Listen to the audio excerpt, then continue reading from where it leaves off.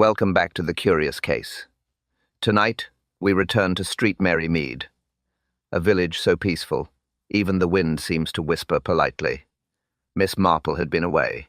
3 days in Bath, a church fair, a charity lecture, a few new knitting patterns.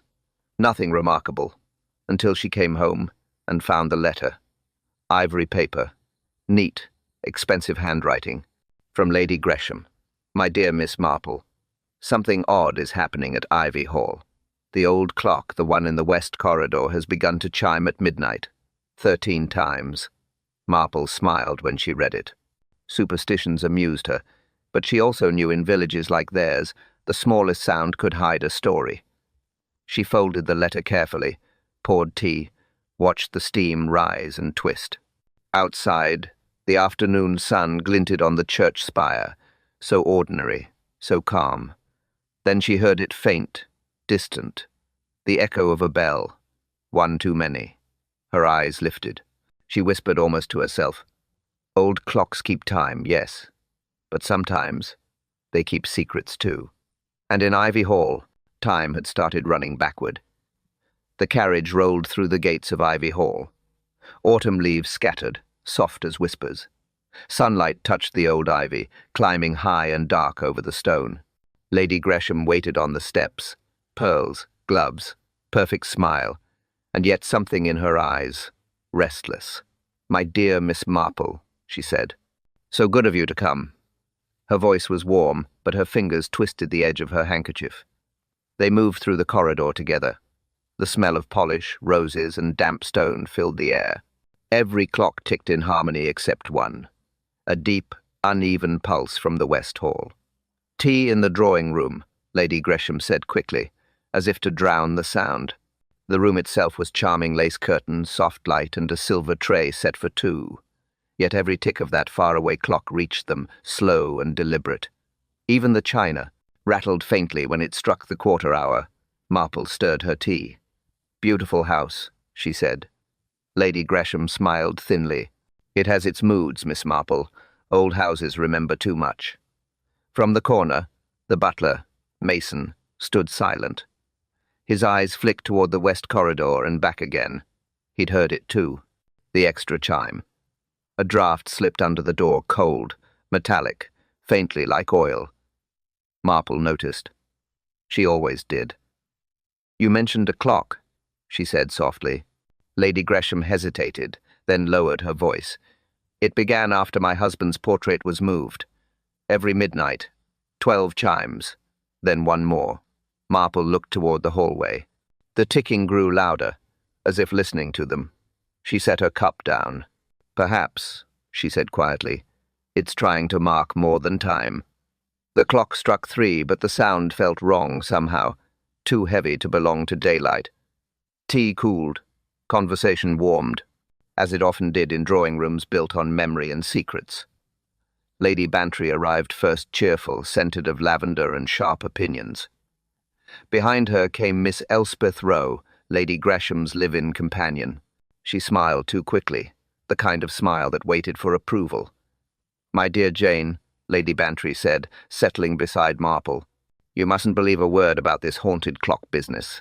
It's simply the wind in the pipes." She paused, spoon clinking once against china. "Although," she added, lowering her voice, "they do say it chimes when someone's about to die." Lady Gresham stiffened. Nonsense.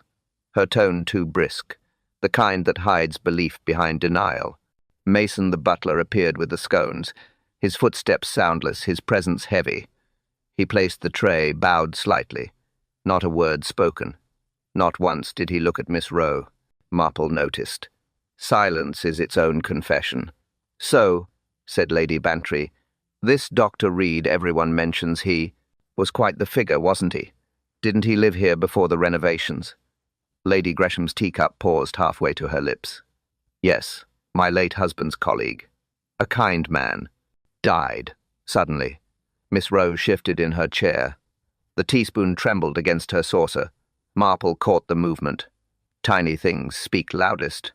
"Do forgive me," Lady Bantry went on, enjoying her own curiosity. "But isn't his nephew visiting soon? An inheritance matter, I heard." Lady Gresham's eyes darkened. Henry Reed will arrive tomorrow. Just a sentence, but it landed like a weight. Outside, the wind brushed the windows. Leaves whispered against the glass. Inside, the ticking clock filled the silence between words. Marple leaned back, calm as ever. She smiled faintly. I do love a village that keeps its history close. Lady Gresham didn't answer. Miss Rowe poured more tea, spilling a drop that stained the cloth like ink. Mason cleared the cups in silence, his gloved hand steady, too steady. Lady Bantry laughed softly. Mark my words, Jane, by tomorrow that clock will ring again, and someone will claim to have heard it first. Marple's eyes lingered on the west corridor. One always does, she murmured. She remembered that tone, the one people use before truth begins to crack. Rain began just after dusk, a slow drizzle that painted the ivy silver. The house grew quieter with every drop. Lady Gresham dismissed the maids early. Even Miss Rowe had retired, claiming a headache. Only Mason remained, drawing the curtains and locking each window with a practiced turn. Miss Marple sat by the fire, knitting, calm, waiting. Her needles clicked softly against the thunder outside. Then a sound. A car. Distant but deliberate. Headlights cut through the mist, stopping at the gate. Mason hesitated at the window. No one expected visitors, he murmured. Lady Gresham looked up from her chair. Her expression changed. Sharp recognition mixed with fear. Moments later came the knock. Firm. Measured. Not a stranger's hesitation, but a man who knew the house. Mason opened the door. A gust of rain swept in, and with it Henry Reed. He looked older than his letters suggested. Pale face, soaked hat, eyes that burned from too little sleep. Forgive the intrusion, he said, but I believe Lady Gresham was expecting me. Her voice when it came was steady but cold. I wasn't expecting you tonight, Mr. Reed. He smiled faintly. No, but you were expecting this. He placed a small parcel on the table, oil. Stained string, wax seal cracked. The smell of metal and damp paper filled the air. Inside documents, and a faded photograph of Dr. Reed, arm in arm with her late husband. Mason stepped forward instinctively. Lady Gresham's hand rose a warning. Not now, she said quietly. Her voice trembled at the edges. Marple's needles paused mid-stitch. She didn't speak. Didn't need to. Henry turned toward her. You're Miss Marple, aren't you? The one who finds what others overlook. His tone wasn't mocking. It was cautious, as if he already feared being seen. Thunder rolled across the fields. A single clock struck 9. The sound echoed through the walls, 1, 2, 3. Too slow. Marple looked toward the west corridor. She felt it a presence beyond sound. Old air stirring where it shouldn't. Henry Reed smiled faintly. I came, he said, for what was owed. Outside, lightning flashed, and for a moment the clock seemed to breathe. Morning broke grey. The mist hadn't lifted. Ivy Hall looked blurred, as if the world wasn't ready to see clearly yet. Lady Gresham's maid laid out her breakfast tray. Hardly touched. By 10, the house began to stir for the luncheon she insisted must go on. Appearances. Always appearances. Henry Reed joined them in the dining room, impeccably polite. But his eyes carried purpose. He spoke little, except to mention unfinished business. Each word landed like a coin dropped into water, quiet but deep. Mason poured cider into cut glass, the same brew used every year for the harvest toast. Miss Rowe's hand shook as she passed the bread. Lady Gresham ignored her. At noon, the rain stopped. Sunlight spilled faintly through the tall windows. Birdsong tried to begin, failed halfway. Let us eat, Lady Gresham said. Her tone brittle, glass, thin. They ate. Talked of nothing. Miss Marple noticed Mason glancing at the clock. Every few minutes. Waiting. Measuring. At 12:40, a quiet click came from the west corridor. A door latch. Henry excused himself. Said he needed air. No one stopped him. Not yet. Minutes passed. The dining room air grew still. Even the teacups seemed to hold their breath. Then the clock began to strike. Once, twice. The sound travelled through the house, thick and deliberate. Lady Gresham froze mid-step. Her eyes locked on the door. 11, 12. Silence. Then one more. The 13th chime. Long, low, unearthly. A scream followed. Sharp, human. From the corridor. Marple stood immediately. Mason dropped the tray, silver and glass crashing to the floor. They ran. The sound guided them like a rope pulling through fog. Henry Reed lay beneath the grandfather clock. Face pale, lips grey. His right hand gripped the clock's pendulum chain. A broken glass beside him. Cider spilled across the carpet. Miss Rowe gasped. Lady Gresham whispered, "Oh God." Her knees gave way. Marple knelt beside the body. No pulse. She touched the rim of the fallen glass. Sniffed. The faint scent of almonds. "Cyanide," she murmured. Inspector Slack arrived within the hour. Questions filled the hall like smoke. Who poured the drink? When? Why was the clock open? Mason swore he'd locked it last night. Miss. Rowe fainted when he said so. Lady Gresham sat silent, eyes fixed on the clock, hands both pointing upward, as if to heaven. Marple rose slowly. Her knitting lay forgotten on the chair behind her. The hall was heavy with cider and fear. Then the clock shifted again softly, almost shyly. Its gears turned once more, and a single note escaped, like a breath held too long.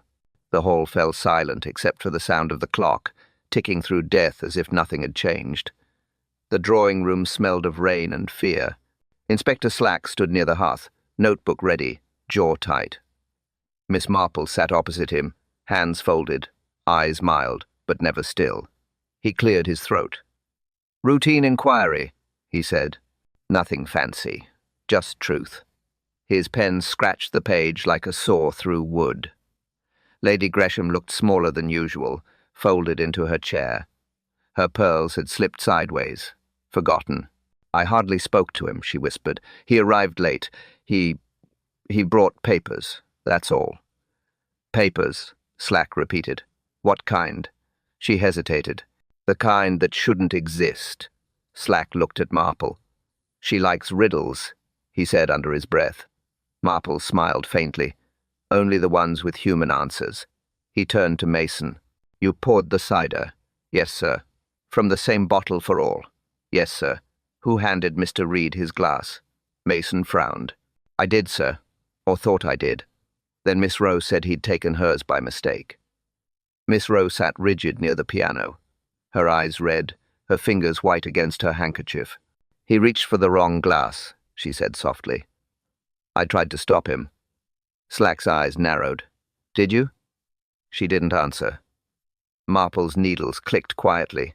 She wasn't knitting, just moving them, counting something only she understood. "Tell me, my dear," she said gently.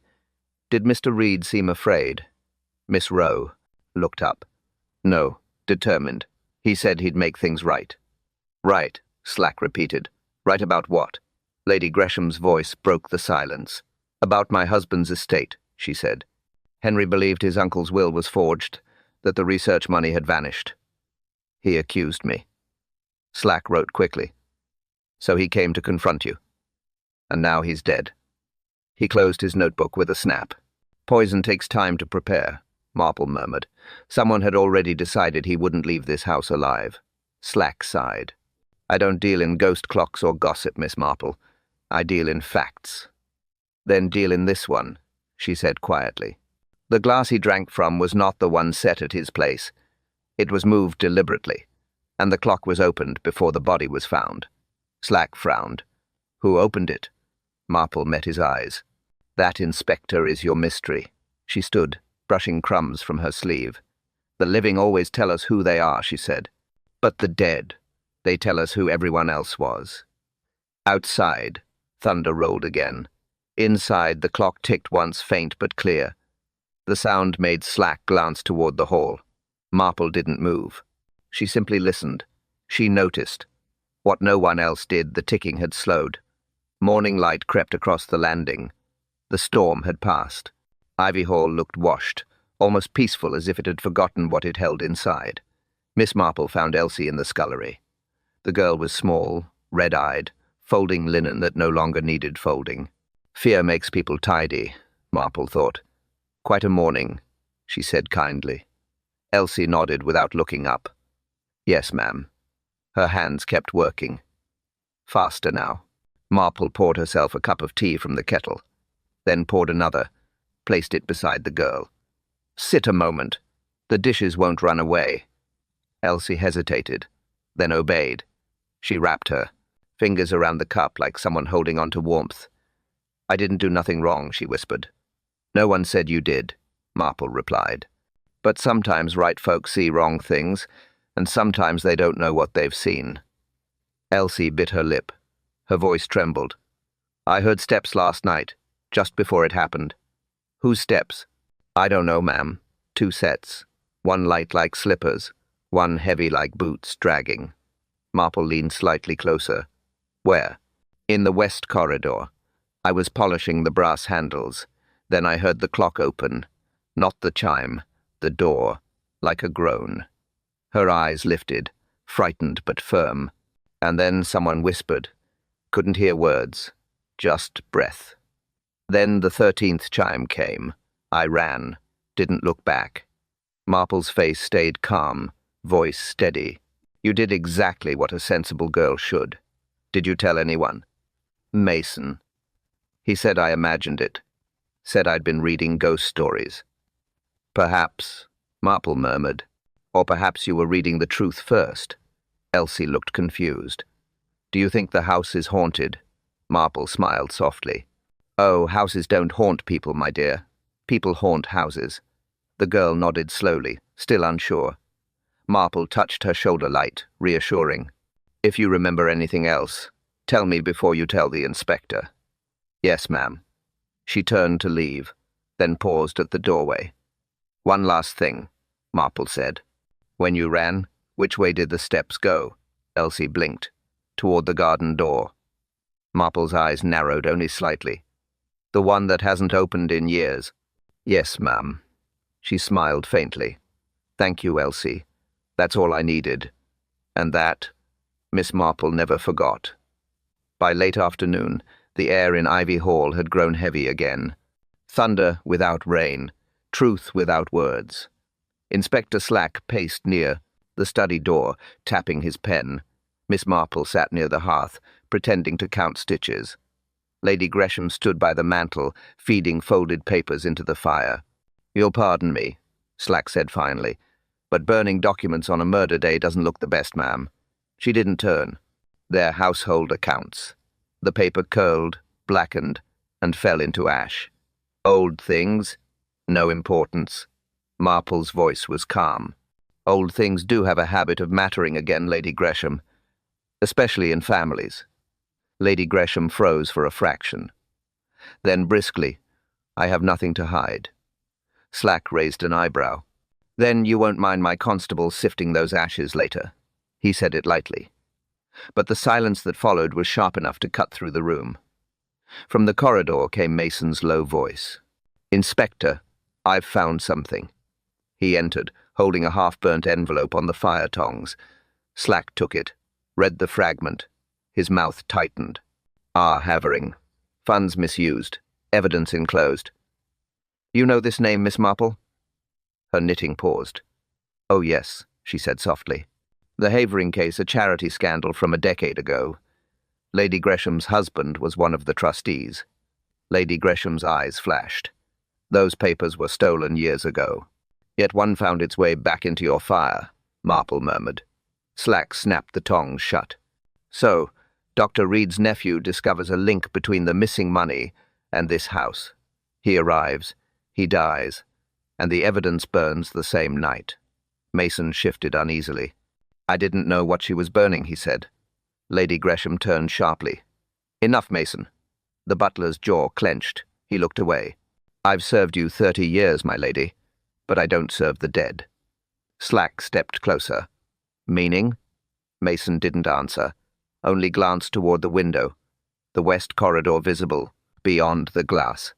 The clock stood in shadow, its pendulum still, Behind its glass, something glimmered faintly. Marple rose.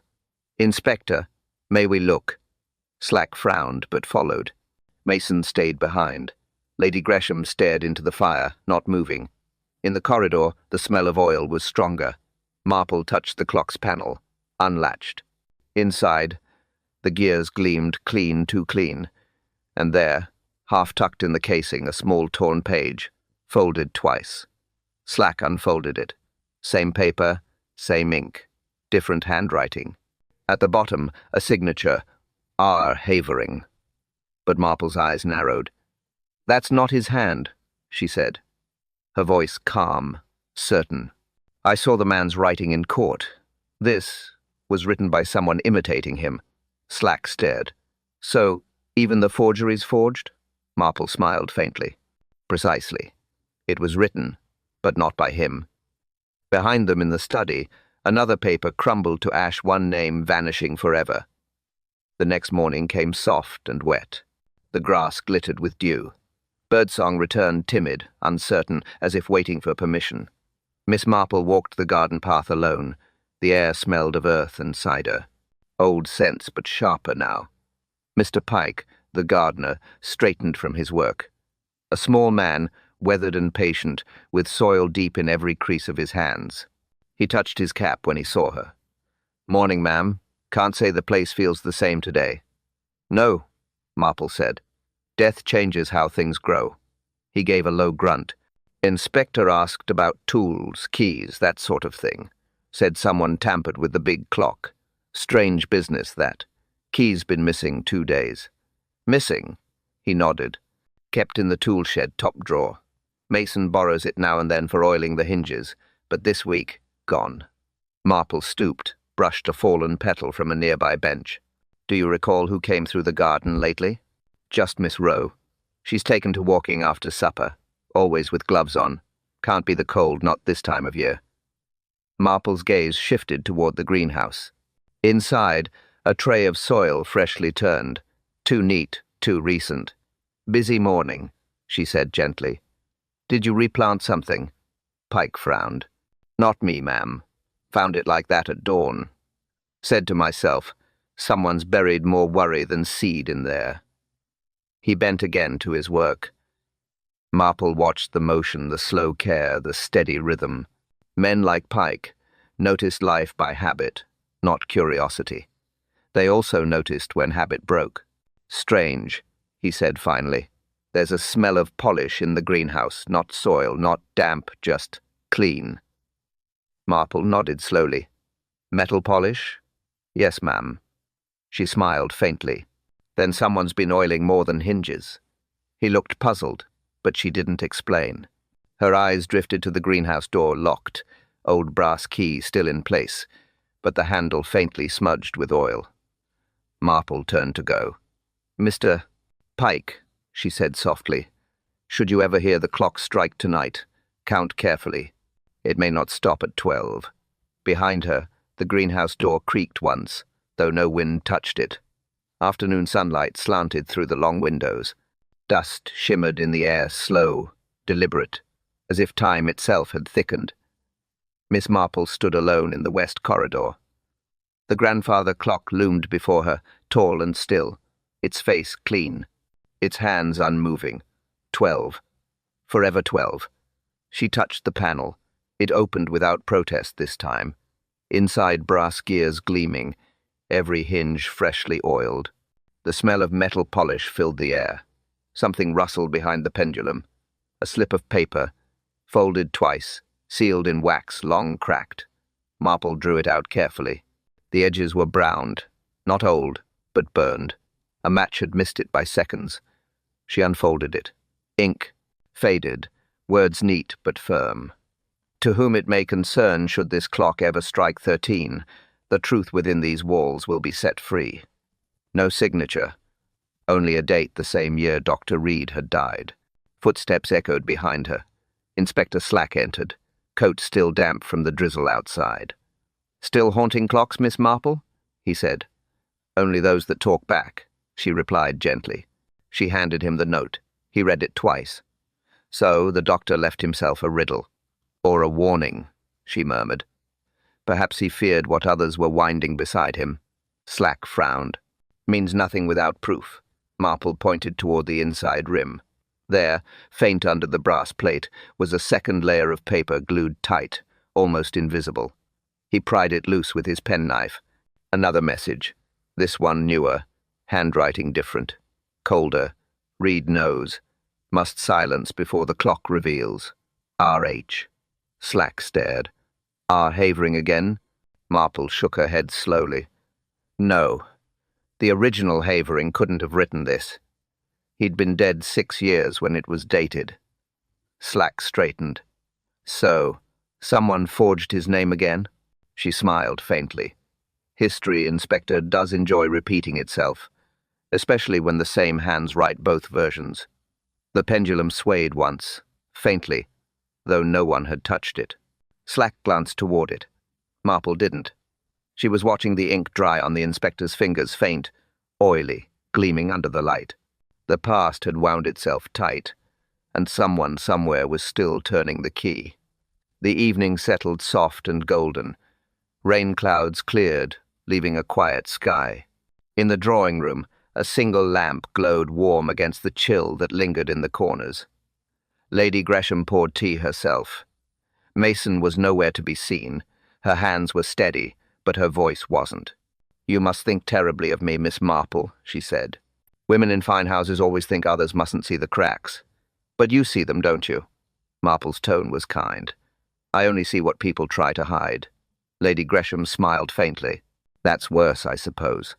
She stirred her tea, though she'd added nothing to it. "He came here for truth," she said quietly. "Henry Reed. He had letters, copies of ledgers. He said my husband and Dr. Reed had taken charity money, used it for private gain. He threatened to expose it unless I paid." "Did you?" "Partly. Enough to keep my name clean, but not enough to keep him silent." Marple listened without a word. Lady Gresham's eyes glistened. "I didn't kill him. I wanted to. For 5 minutes, perhaps I wanted to. But I couldn't even pour his drink. Mason did that. Miss Rowe served it." Marple leaned forward slightly. "Did you see which glass he drank from?" "No, but I saw Mason's gloves when he set the tray down. Dark stains, not wine, not dust. Oil, perhaps. From the clock, I thought." Marple nodded once. "And Miss Rowe? She's loyal. Too loyal. She'd rather burn the truth than speak it.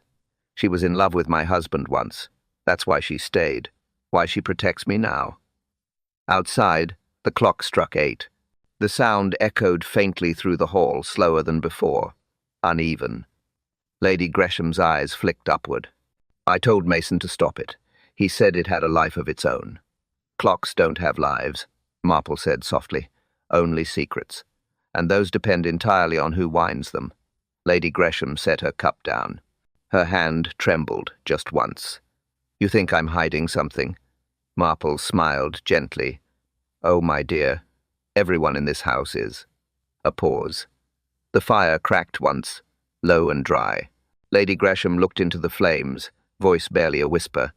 "I'm afraid of what that clock knows." And yet her gloves smelled faintly of oil. The night returned without moonlight. Only the dim outline of Ivy Hall glowed against the mist. Inside, every lamp had been lowered, every door locked, or so they thought. Miss Marple waited by her window.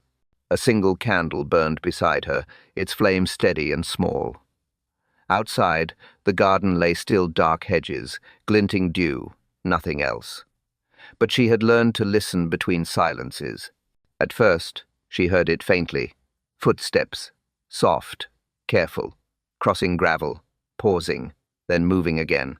She rose, wrapped a shawl around her shoulders, and stepped into the corridor. The house murmured. A loose board sighed beneath her feet. The west clock, silent all day, gave one reluctant tick as if clearing its throat in sleep. Marple reached the back door, eased it open, and felt the night air brush her face. The garden was darker than memory. Wet grass caught the candle's reflection on the glass behind her, and there near the greenhouse a shadow moved. A figure stooped, half hidden by the ivy wall, the faint scrape of metal, a soft clink like glass against stone. She moved closer. Steps, soundless, breath slow. The smell reached her first soil, polish, and something faintly chemical. The shadow rose, adjusted its coat, and turned toward the house. Mason. He carried a spade and a small envelope. He hesitated, then dug a shallow hole at the greenhouse edge. Soil fell quietly, rhythmically, like a ritual. When he finished, he placed the envelope inside, covered it, patted it flat, and looked around. No one. Then he walked back toward the servants' path, his lantern low. Marple waited until his footsteps faded. Then she crossed the lawn. Her shoes sank slightly in the damp earth. The scent of the buried spot was sharp, fresh ink and damp paper. She knelt, brushed the topsoil aside, and found the corner of the envelope still visible. Her fingers were careful, precise. She lifted it free. No name. Sealed. Still warm from the blancs. Touch that had hidden it. Behind her, the clock struck once. Not 12, just 1. A single, late heartbeat. She looked toward the windows. All dark. Except one upstairs, Lady Gresham's room. A silhouette moved against the curtain. Still. Watching. Marple held the envelope to her chest. Some truths, she thought, don't hide underground. They only wait to be unearthed. She slipped the letter into her sleeve and walked back toward the house, slow and steady. The greenhouse door creaked in the wind, though the air had gone still again. She waited until he was gone, then dug it up. Morning brought no calm. The sky hung low, colorless. The air in Ivy Hall felt used as if everyone had already spoken their lies and left them behind. Miss Marple sat in the library, the sealed envelope on her lap. She had not opened it in the night. Truth, she often said, could wait for daylight. But daylight didn't make it any kinder. She broke the seal. Inside, one folded page. Neat handwriting. Precise. Female. To Henry Reed. The matter is settled. Dr. Reed's research funds were diverted through the Gresham Trust. Signed and witnessed as agreed. You will not speak again.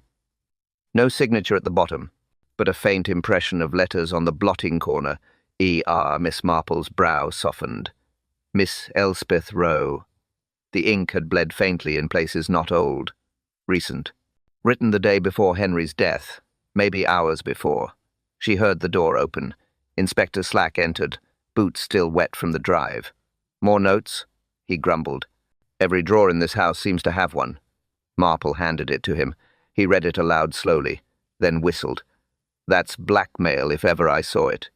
Not quite, she said softly. It's a confession disguised as warning. Slack frowned. Meaning? She wanted to stop him, not out of hatred, but fear. Miss Rowe wrote this to delay him, not destroy him. But she used her initials, not her name. And that's what doomed her. He leaned against the mantel. Rowe's loyal to Lady Gresham. Wouldn't harm her. Loyalty, Marple said, is often the first weapon used in murder. Slack's pen paused halfway to his notebook. So you think she forged those R. Havering papers? Marple nodded. She forged both sides, the accusation and the defense, to make truth and lie look the same. He exhaled slowly. And Henry found out. Yes, he was going to reveal it that night. She knew the clock's noise would hide any sound, any pore, any gasp. Slack looked at her, uneasy. You mean she poisoned him herself? Marple looked down at the page. Not quite herself, Inspector, but she guided the hand that did.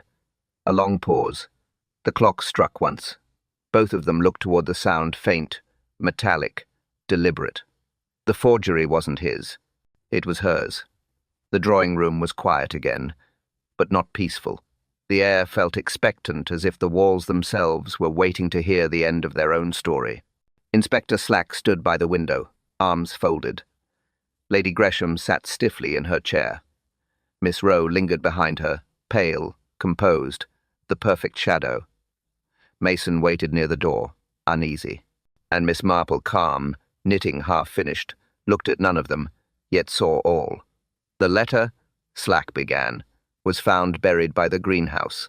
Your envelope, Miss Rowe. She smiled faintly. Anyone could have placed it there. Marple's tone was gentle. Oh, yes, but only one person could have written it in your hand. Miss Rowe blinked once, then again. Handwriting can be copied. Marple nodded. Indeed, and you were very skilled at it. You forged Dr. Reed's reports. You forged our Havering's signature. And finally, you forged the warning that killed Henry Reed. Lady Gresham gasped. Elspeth, tell her she's wrong. But Miss Rowe didn't speak. She looked at the fire, eyes distant. I tried to protect you, she whispered. By killing him? Slack snapped. She shook her head. I only meant to delay him. He wanted to ruin her name. He said he'd tell the papers everything. So I wrote the letter to frighten him, to make him think the matter was already exposed. Marple's voice softened. And the poison? Silence. Then Mason poured the drink. But I told him which glass to use. Lady Gresham rose unsteadily. You made me believe in your loyalty. Miss Rowe's eyes filled with tears. You needed protecting, my lady. I've spent half my life watching men destroy reputations quietly, politely. I thought I could save one woman for once. Slack's notebook hung forgotten in his hand. You doctored the cider, he said slowly. You planned the 13th chime as cover. Miss Rowe nodded faintly. I changed the gear inside the clock, just one tooth to make it strike again. When it did, no one heard the glass break. Marple's gaze was steady.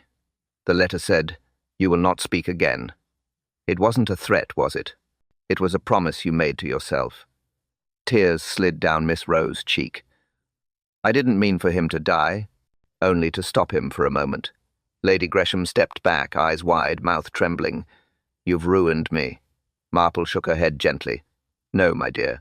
She saved you from a lie larger than murder. Slack closed his notebook. The case was finished, though the silence still accused. He turned to Marple. You make it sound like mercy. Sometimes, she said, that's exactly what it is.